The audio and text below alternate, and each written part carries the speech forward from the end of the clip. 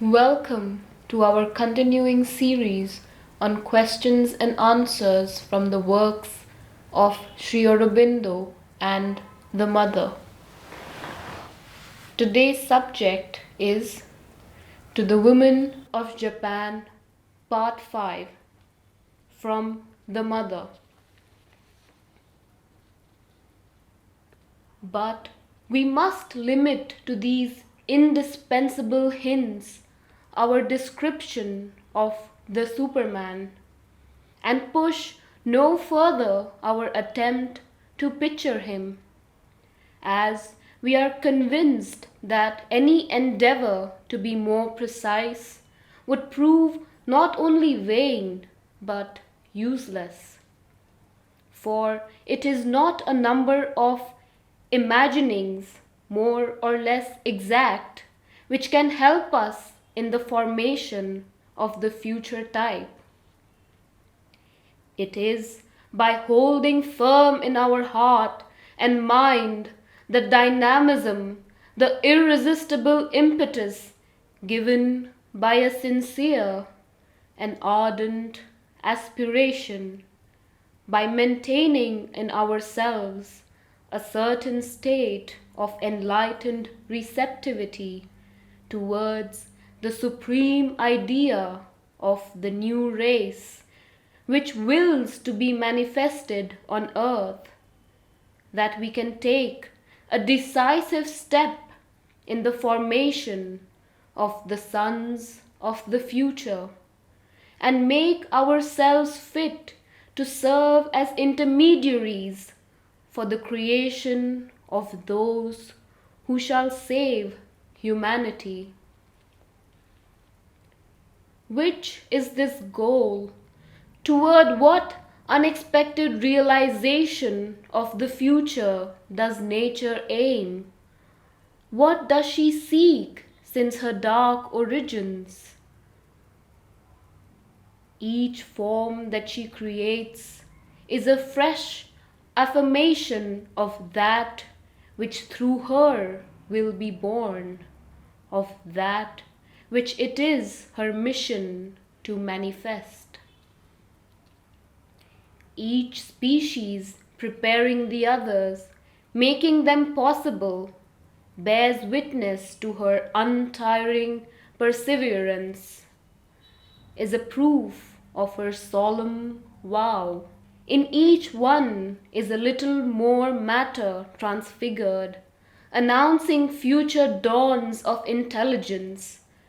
Through innumerable cycles, how many paths has she had to follow in order to reach at last the cave of the anthropoid, the primitive man? It is before him that will open the royal avenue leading to the palace of spirit. But how many races, how many generations will pass on the earth without discovering it? How many wrong paths will nature follow in the footsteps of man? For, believing himself the masterpiece of the universe, he knows not that he has a further stage to pass through.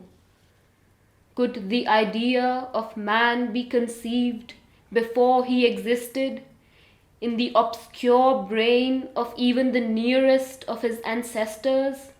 Can the idea of the Superman, before he exists, penetrate into the brain of man?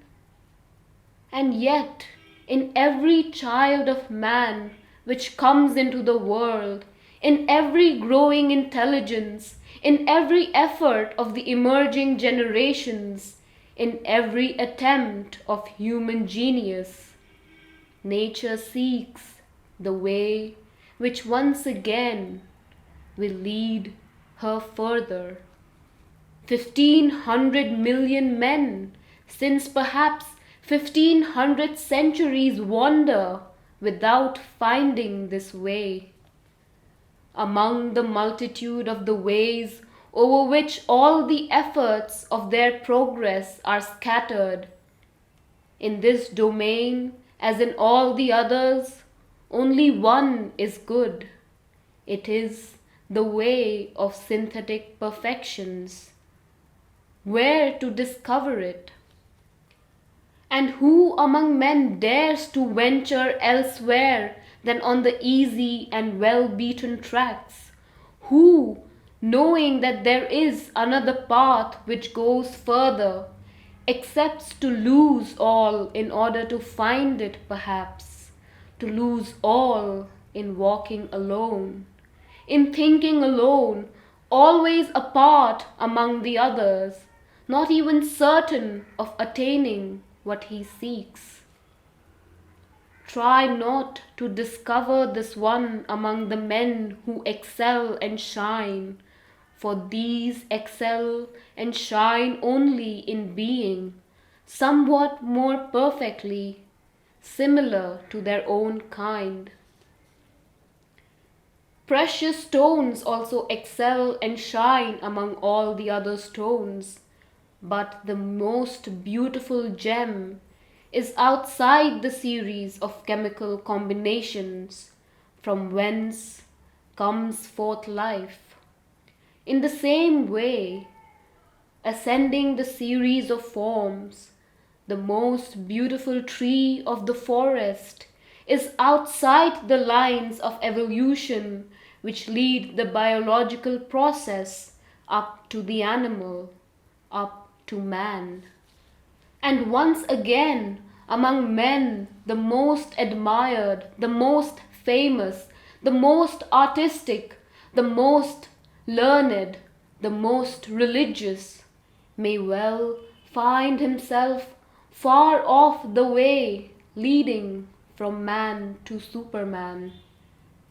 Each race, each civilization, each human society, each religion represents a new attempt of nature, one more effort adding to the long series of those she multiplied during countless time. Now, as among all the animal forms, there was one from which man was to come forth, so long among the social and religious species must one be born from which some day will come forth the Superman. For it is this which nature seeks in all her successive attempts, from the first germination of life until man, until the God who shall be born of him. In the multitude of men, she seeks the possibility of the Superman, and in each one of them, she aims towards the realization of the divine.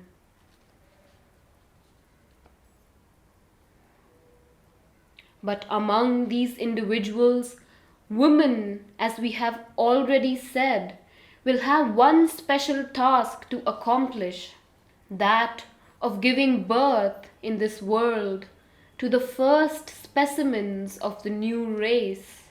And to be able to do this, we must more or less conceive first in our thought the ideal of what the Superman can be.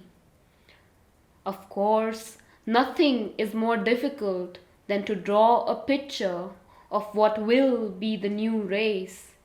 It is an almost unrealizable attempt, and we shall certainly not try to enter into details, for we cannot ask of our mind to grasp with any certainty or accuracy this creation of the supermind, of the spirit.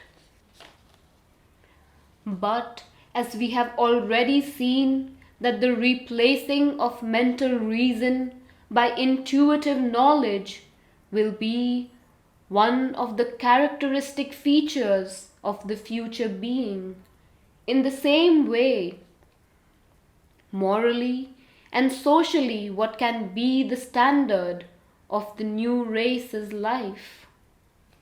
from the ethical point of view, for the individual of the new race, there will certainly be no more restrictions or prescriptions, rules of conduct or conventions. For in truth, saviors they will be, as each being of this new type will not live either for himself or for state or society, for the individual ego or the collective ego, but for something much greater, for God in himself and for God in the world.